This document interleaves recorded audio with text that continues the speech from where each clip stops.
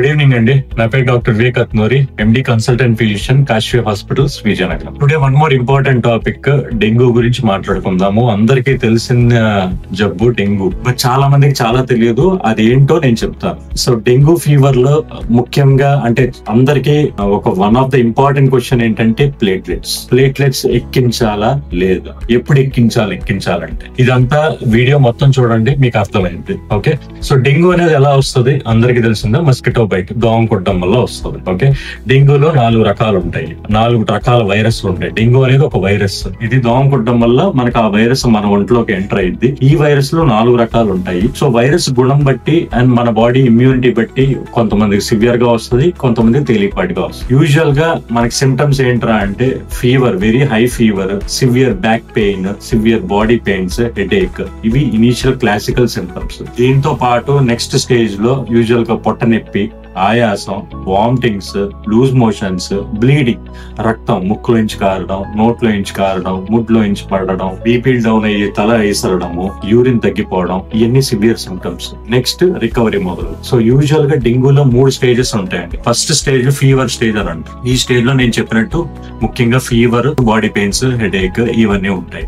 ఎప్పుడైతే fever stage usual గా 3 రోజుల నుంచి 7 రోజులు ఉంటుంది. కొంతమందికి 3 రోజుల్లో తగ్గిపోద్ది. At the end of the day dengue virus me body బట్టే సిమ్టమ్స్ స్టార్ట్ అవుతాయి. So initial stage 3 days to 7 days, that is called fever stage, జ్వరం స్టేజ్ అని అంటాం. జ్వరం స్టేజ్ ఎప్పుడైతే అయిపోద్దో నెక్స్ట్ 2 days అంటే 48 hours క్రిటికల్ పీరియడ్ అని అంటాం. క్రిటికల్ పీరియడ్ అని ఎందుకు అంటాం అంటే ఈ టైంలోనే మనకి రక్తం స్రావ్యం లీక్ అయిపోవడం, బీపీ డౌన్ అవడం, గుండె ఎఫెక్ట్ అవడం, ఊపిరితిత్తులో నీరు చేరి ఆయాసం రావడం, గుండె స్లో అయిపోవడం, ప్రాణాంతకమైన సిచ్యువేషన్ కి వెళ్తాయి. ఇది 2 days ఉంటుంది. దాని తర్వాత recovery stage, third stage recovery stage మొదలు.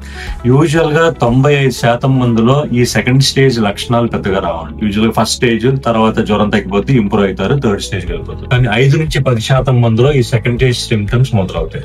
వార్నింగ్ సిమ్టమ్స్ అని అంటామండి. విపరీతమైన పొట్ట నొప్పి, విపరీతమైన ఆయాసం, కూర్చుంటే తలసిరేయడం అండ్ బ్లీడింగ్, ముక్కులోంచి కొద్దిగా రక్తం పడడం, ఈ 4 వార్నింగ్ సైన్స్ అనండి. పొట్ట నొప్పి, ఆయాసం, కూర్చుంటే తలసరడం, బ్లీడింగ్, ఈ 4 వార్నింగ్ సైన్స్ ఎప్పుడైతే మనకి పేషెంట్ లో కనిపిస్తున్నాయో చాలా అలర్ట్ అవ్వాలి అండ్ వాడికి ఐసీయూ కేర్ ఇవ్వాల్సి వస్తుంది ఆ టైంలో. ఎందుకంటే ఈ 2 days చాలా కీలకం. ఆ 2 days కనుక మనం వాడిని కాపాడగలిగితే he will improve and recovery stage కలుగుతారు, డిశ్చార్జ్ అవుతారు. సరే, ఇప్పుడు మరి డెంగ్యూ అనేది ఒక వైరస్, దీని ట్రీట్మెంట్ ఏం చేస్తాం? సరే, అడ్మిట్ అయ్యారు, సెకండ్ డే మనం డెంగ్యూ పాజిటివ్ అని తెలుసుకున్నాం, గవర్నమెంట్ లో పరీక్ష చేయించుకున్నాం, డెంగ్యూ పాజిటివ్ అని తెలుసుకున్నాం. So first day, second day, third day usual గా ట్రీట్మెంట్ ఏమి ఉండదండి. డెంగ్యూ అనేది ఒక వైరస్ మన ఒంట్లో 8 రోజుల తర్వాత దానికదే చచ్చిపోదు. బట్ మన ట్రీట్మెంట్ ఏంట్రా అంటే మెయిన్ ఫ్లూయిడ్స్. సో డెంగ్యూలో cornerstone therapy fluids.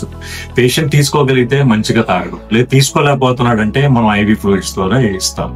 Other than that ఇంక ఏ యాంటీబయాటిక్ కానీ, ఇంక ఏ ఇంజెక్షన్లు కానీ, ఏ మందులు కానీ అన్ని సపోర్టివ్ థెరపీయే. డెఫినేటివ్ థెరపీ అనేది ఏమీ లేదు డెంగ్యూకి, ఓన్లీ సపోర్టివ్ థెరపీ. మనకి ఏమన్నా ఇబ్బందులు, వార్నింగ్ సిమ్టమ్స్ స్టార్ట్ అవుతుంది అంటే దాని తగ్గట్టు మా ట్రీట్మెంట్ లో మాడిఫికేషన్స్ చేసుకుంటాం. ఇప్పుడు గుండె ఎఫెక్ట్ అవుతుందంటే దానికి తగ్గట్టు, లంగ్స్ లో వాటర్ చేరుతుందంటే దానికి తగ్గట్టు. సో ట్రీట్మెంట్ ఇబ్బందులు వచ్చే దాన్ని బట్టి మేము మాడిఫికేషన్ చేసుకుంటూ ఉంటాం. బట్ డెఫినేటివ్ థెరపీ అంటే డెంగ్యూని చంపేయడానికి ఏ మందులు లేవు ప్రపంచంలో, అది గుర్తుపెట్టుకోండి. మీకు 3 రోజుల్లో తగ్గిపోవచ్చు, మాక్సిమం 8 రోజులు. 8 రోజుల తర్వాత మీకు డెంగ్యూ వైరస్ ఒంట్లో ఉండదు. ఇక్కడ అందరికీ ఒక మెయిన్ ఇంపార్టెంట్ క్వశ్చన్ అంటే ప్లేట్లెట్స్ చూసి భయపడిపోతాం, ఎందుకంటే మనకి రిపోర్ట్ లో కనిపిస్తుంది కాబట్టి. డెంగ్యూలో ప్లేట్లెట్స్ డౌన్ అవ్వకుండా అసలు ఒక్కరికి కూడా ఉండదు. ఓకే, మనకు నార్మల్ ప్లేట్లెట్ కౌంట్ 1.5 lakhs నుంచి 4.5 lakhs.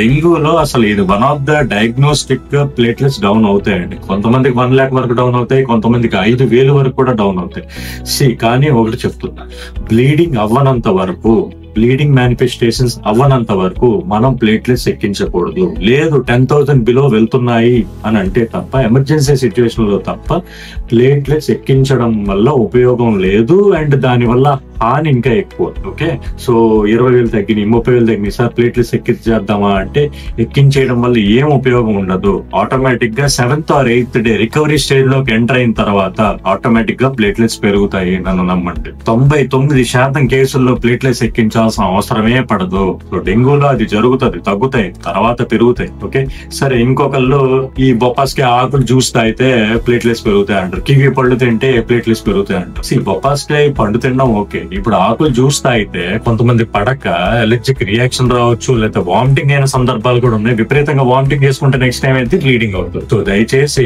ఆకులు జ్యూస్ తాగడం ఇలాంటివి చేయొద్దు. పళ్ళు తినండి, కివి పళ్ళు తినండి. సరే, ఇప్పుడు మరి పేదోడు కివి పళ్ళు కొనుక్కొని తినలేడు, ఆడికి పెరగవు, ఆ ప్లేట్లెట్స్ పెరుగుతాయి. మీరు పప్పాస్ పండు తినకపోయినా పెరుగుతాయి, కివి పండు తినకపోయినా పెరుగుతాయి. 8 రోజుల తర్వాత ఏ డెంగ్యూ పేషెంట్ కన్నా ప్లేట్లెట్స్ పెరుగుతాయి. లెస్ దాన్ 2% కేసెస్ లో ITP అంటే ఇమ్యూన్ థ్రాంబోసైటోపెనిక్ పర్పురా అనే జబ్బు ట్రిగ్గర్ అయ్యి ప్లేట్లెట్స్ పర్సిస్టెంట్ గా 20-30,000 లో ఉండిపోతాయి. అది చాలా రేర్ సినారీ. 99% కేసెస్ ప్లేట్లెట్స్ పెరుగుతాయి. సో దయచేసి ప్లేట్లెట్స్ గురించి కంగారు పడొద్దు. నేను చెప్పిన మెయిన్ ఇంపార్టెంట్ పొట్ట నొప్పి, బీపీ డౌన్ అవడం, గుండె ఎఫెక్ట్ అయి స్లో అవడం, వార్నింగ్ సిమ్టమ్స్, ఇవి చాలా ఇంపార్టెంట్. ఓకే, ఒక ఇంపార్టెంట్ పాయింట్ చెప్తాం అనుకున్నా అండి. ఇప్పుడు చాలా మంది ఫీవర్ వచ్చిన తర్వాత నార్మల్ ఫీవరే, పర్వాలేదులే, తగ్గిద్దిలే అని అనుకుంటారు. నార్మల్ ఫీవర్, అబ్నార్మల్ ఫీవర్ అని ఉండవండి. ఏదైనా ఫీవర్ అనేది ఒక ఇన్ఫెక్షన్. ఓకే, అది ఇన్ఫెక్షన్ చాలా కారణాలు ఉన్నాయి. బట్ మనకి జనరల్ నాలెడ్జ్ పరంగా ఫీవర్ వచ్చింది అంటే తేడా నార్మల్ ఫీవర్, అబ్నార్మల్ ఫీవర్ అని ఉండదు. దయచేసి టాబ్లెట్ వాడకపోయినా తగ్గిపోద్దులే, 2-3 రోజులు చూద్దాంలే అని ఇంట్లో కూర్చోవాలి. 1-2 డేస్ చూడండి మాక్సిమం. అంతకు మించి జ్వరం వస్తుందంటే దయచేసి మీ డాక్టర్ ని సంప్రదించండి, తగిన జాగ్రత్తలు తీసుకోండి, అవసరమైన తగిన టెస్టులు చేయించుకుని ట్రీట్మెంట్ తీసుకోండి. దయచేసి ICU వరకు అడ్మిట్ అవ్వకుండా చూసుకోండి. ఈ వీడియో నచ్చి నాలెడ్జబుల్ గా అనిపిస్తే దయచేసి మరికొందరికి షేర్ చేయండి. మరిన్ని వీడియోస్ కోసం డాక్టర్ వివేక్ అత్తునూరి ఛానల్ సబ్స్క్రైబ్ చేసుకోండి. Thank you.